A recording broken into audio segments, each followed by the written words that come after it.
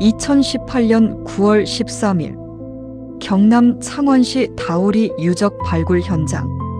고고학자 정인성 박사는 그날 오전 10시 붓으로 흙을 조심스럽게 걷어내고 있었습니다. 3000년 전 무덤이었습니다. 그런데 뭔가 이상했어요. 껴묵거리, 그러니까 부장품이 나오는데 이게 조선 토기도 아니고 한나라 유물도 아니고 아무도 본 적 없는 형태의 것들이 나오기 시작한 겁니다. 박사는 손을 멈췄습니다. 그리고 혼잣말로 중얼거렸다고 해요. 이거 교과서에 없는데. 그 말이 맞았습니다. 정말로 교과서에 없는 거였으니까요. 근데 여러분, 이게 도대체 무슨 말이냐고요? 우리가 학교에서 배운 한국 역사, 고조선, 삼국시대, 고려, 조선. 그런데 그 고조선 이전에 지금으로부터 5000년, 아니 어쩌면 1만 년 전에 이 한반도에 완전히 다른 문명이 존재했다면요? 교과서가 그 이야기를 왜 하지 않는 걸까요? 오늘 처음부터 끝까지 전부 풀어드리겠습니다. 재밌게 시청하시고 구독, 좋아요, 알림 설정 부탁드립니다. 자, 이 이야기는 2018년이 아니라 기원전 8000년에서 시작해야 합니다. 기원전 8000년. 상상이 가십니까? 예수님 탄생보다 8000년이 더 먼저입니다.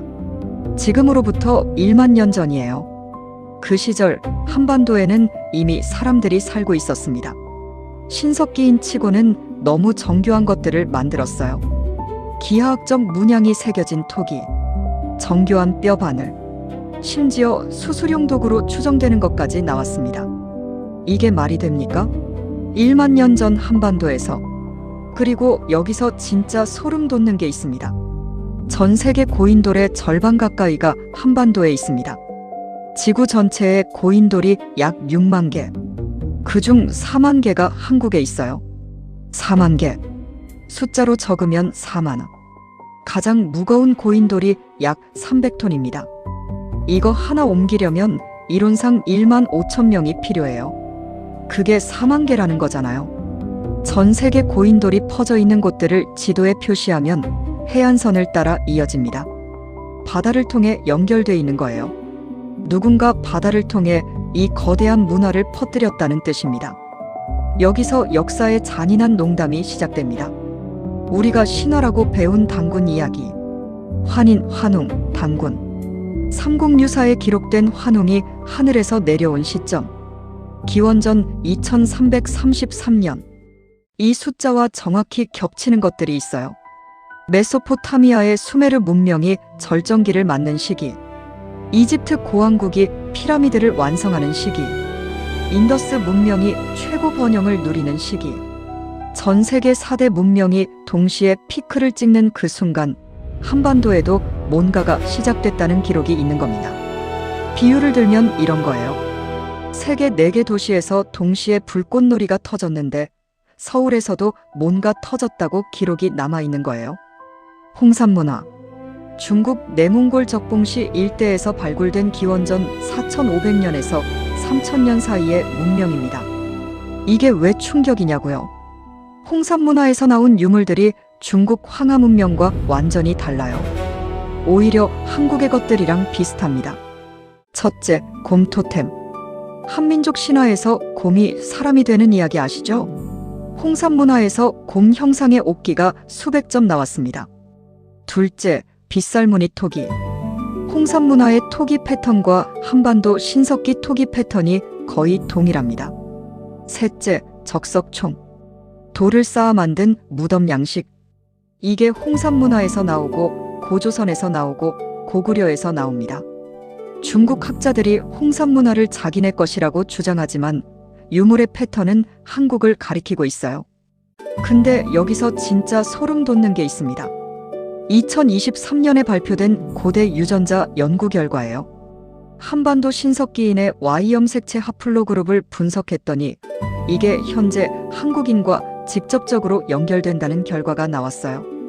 지금으로부터 8000년 전 이 땅에 살았던 사람들이 현재 한국인의 직계조상이라는 겁니다. 우리는 이 땅에 8000년을 살았습니다. 교과서는 우리 역사를 2333년부터 가르칩니다. 나머지 5667년은 어디 갔을까요? 다시 2018년 다우리 발굴 현장으로 돌아가겠습니다. 기원전 1세기 무덤인데 그 안에서 나온 것들이 당시 한반도에 있어서는 안 될 것들이었어요. 붓. 기원전 1세기에 이미 붓을 쓰고 있었다는 증거. 오수전. 중국 한나라 동전이 나왔는데 이건 당시 국제무역을 했다는 증거. 그리고 가장 충격적인 것. 칠기 그릇들. 오칠한 고급 그릇들이 완벽한 상태로 나왔어요.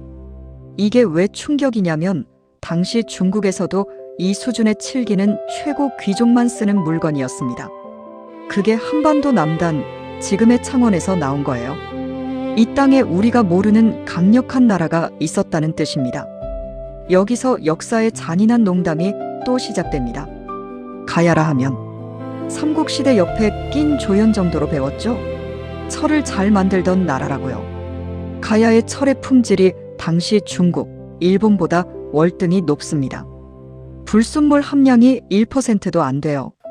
현대 제철 기술로도 불순물 1% 미만으로 만들기 어려운데 기원전 1세기 가야가 이걸 해냈습니다.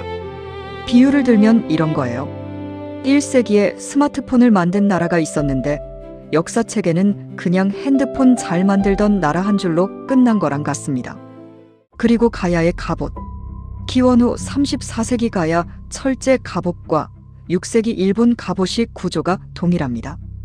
100년에서 200년 앞선 기술을 가야가 가지고 있었던 거예요. 근데 여기서 진짜 소름 돋는 게 있습니다.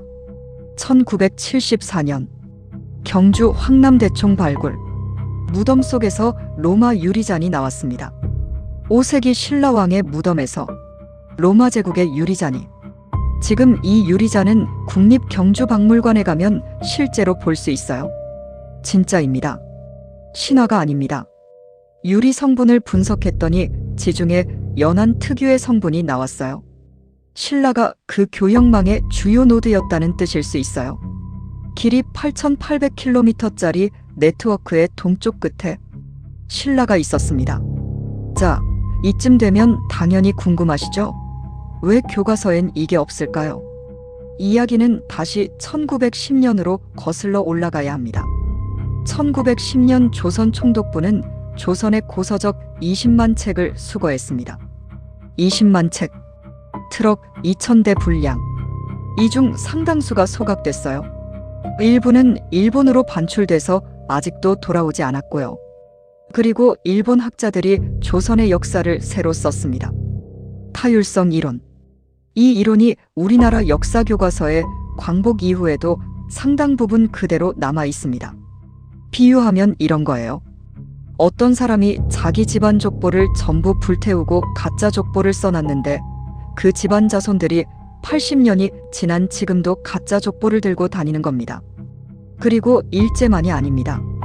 2002년 중국이 동북공정을 시작합니다. 고구려가 중국 역사라고, 발해가 중국 역사라고, 심지어 단군조선이 중국 소수민족의 역사라고.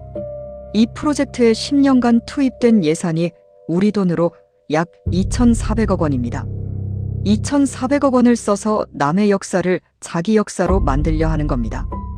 홍산 문화가 거기 있고 그 홍산 문화가 한국을 가리키기 때문은 아닐까요?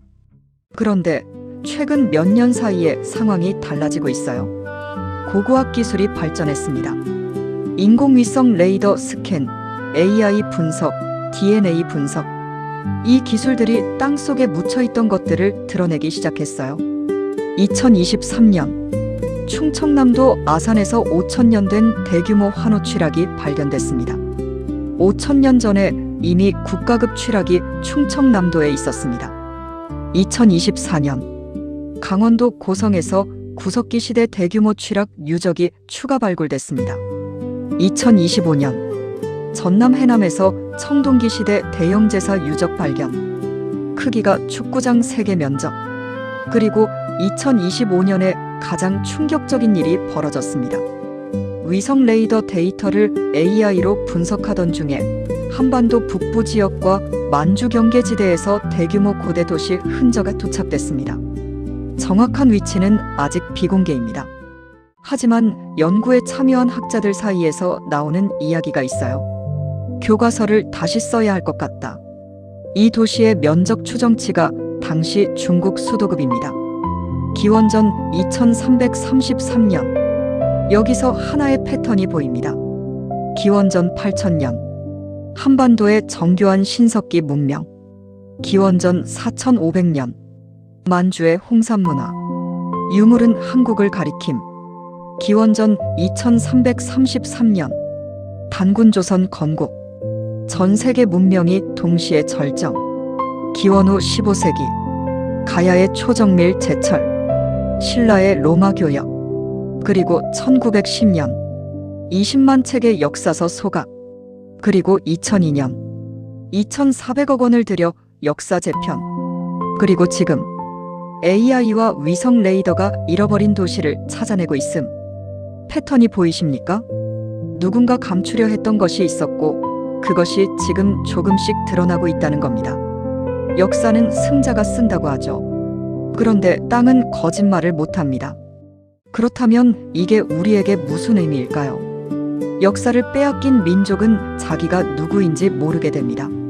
자기가 누구인지 모르면 자기가 어디로 가야 하는지도 모릅니다. 지금 우리는 단군조선 이전의 역사를 신화로 배웁니다. 우리는 이 땅에 적어도 8,000년 이상 존재했습니다. 그 8,000년의 이야기가 교과서 한 페이지 분량의 신화로 압축되어 있는 동안 누군가는 그 역사를 자기 것으로 만들기 위해 2,400억 원을 쓰고 있습니다. 가장 강력한 무기는 총이 아닙니다. 역사입니다. 역사를 지배하는 자가 미래를 지배합니다. 그리고 우리의 역사는 아직 완전히 쓰이지 않았습니다. 영상이 유익했다면 구독, 좋아요, 알림 설정 부탁드립니다.